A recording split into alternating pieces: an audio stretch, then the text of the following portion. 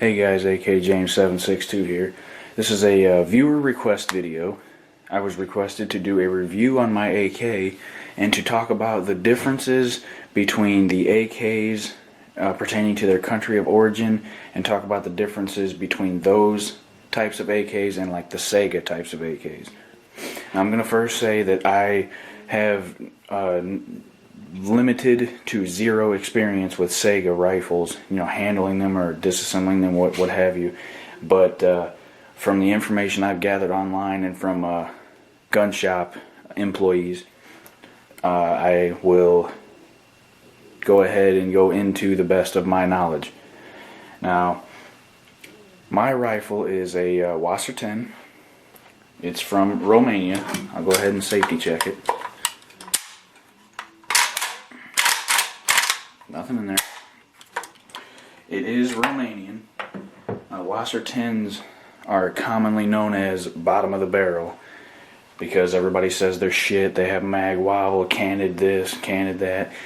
I don't have any problems with that. I do have an issue, if you want to call it that, with magazine wobble, but I mean, you can hear it.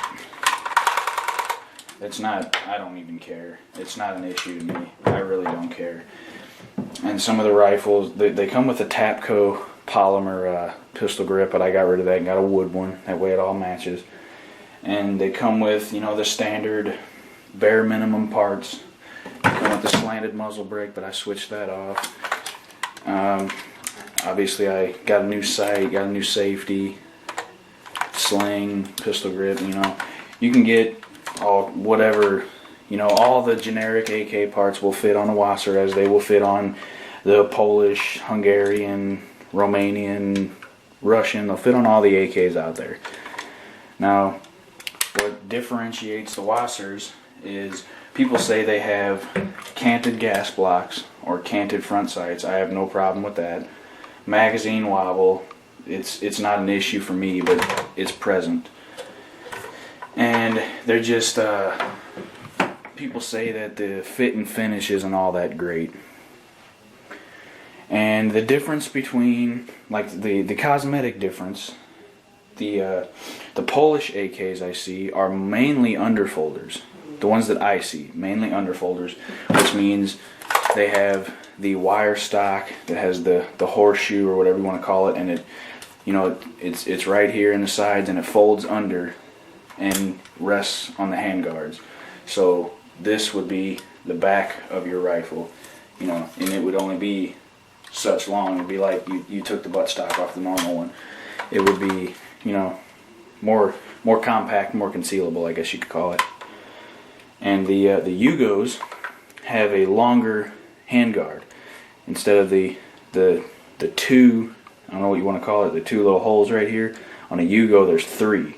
So it's a little bit longer handguard and a little bit longer barrel, a little bit longer gas tube, etc. And all of them, to the best of my knowledge, all of them besides the Wasser 10 have the magazine dimple in the receiver. And I'll go ahead and put a few pictures as well after I get done just talking about them. The Russian AKs are pretty much the same thing. They have the dimple in the receiver. They have the standard length handguard, standard length buttstock, have a wooden pistol grip that's more rounded. This is a Hungarian pistol grip. The Russian ones are more rounded at the bottom. The Hungarian is very different from any typical AK. They have a strange front end handguard. They got the strange looking gas tube, and then they have the weird, I don't know if it's polymer or steel bottom handguard. And then they have the grip up there sometimes with that goofy wire folding stock. I don't know. I don't like the Hungarian model. See, and then there's the Chinese Mac 90. I believe it's Chinese. And there's the Egyptian Mahdi. I'm not familiar with either one of those. All of the Mac 90s I've seen have had the thumb hole stock, where the pistol grip and stock is one piece and there's just a thumb hole cut out for you. That's pretty much it. I will go ahead and put a couple of pictures with the captions after this.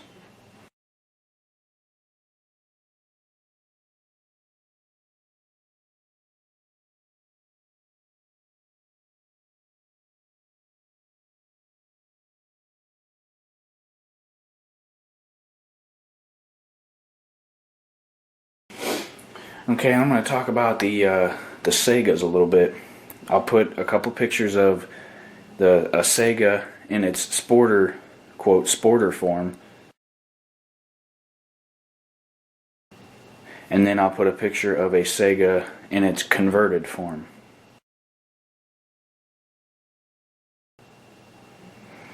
And Segas are built differently. They're like I said, I don't have much experience with Segas, but they're built differently. The handguards, it's just like it's one big piece, one big handguard piece, and like inside the handguard is the gas tube and all that. I don't know. I've never disassembled a Sega or anything, so I couldn't tell you about that. But from the couple of people I've talked to a few people at two different gun shops, and both said that some parts, like internal parts, won't fit on a Sega. Like some of the standard AK parts that you buy, some of them won't fit in a Sega. And I can't 100% verify that because I don't own a Sega. I don't like Segas personally. But, and then they told me that some of the standard surplus magazines, the steel magazines, some of those won't fit in the Segas. They have a certain magazine that you have to use or something, I don't know. But personally, if I were going to buy an AK, I wouldn't buy a Sega. That's just my opinion. And I mean, you can take it as it is or whatever. You may have a different opinion, that's fine. I prefer the standard AK, the surplus, or whatever you want to call them. But I mean, there's not much else you could say. I mean, like I said, I don't have much experience with Sega, so I can't go deep into the mechanics of them, why they're so different or whatever. It's just from what I understand, Segas were manufactured as sporter AKs, and they're sent over here as like hunting rifles. And it's the gunsmiths here who convert them to make them look like traditional AKs with the pistol grip and the high capacity, the 30 round magazine, and the traditional handguards or the rails or whatever you see fit. So, I mean, if I were going to go with an AK, I'd go with this one right here. Because, I mean, well, now, saw a damn Wasser 10 at a gun show for $1,400. But when I got mine, it was under $550. After taxes, it was a little over $550, but it was under $550 before taxes when I got mine. So it was really, really affordable.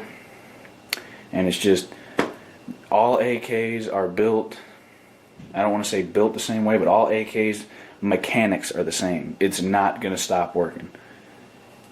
No matter if you get dust, dirt, sand, mud, you freeze the damn thing, you submerge it in water, it's not going to stop working. It's going to work for you. Every time you pull the trigger, it's going to fire.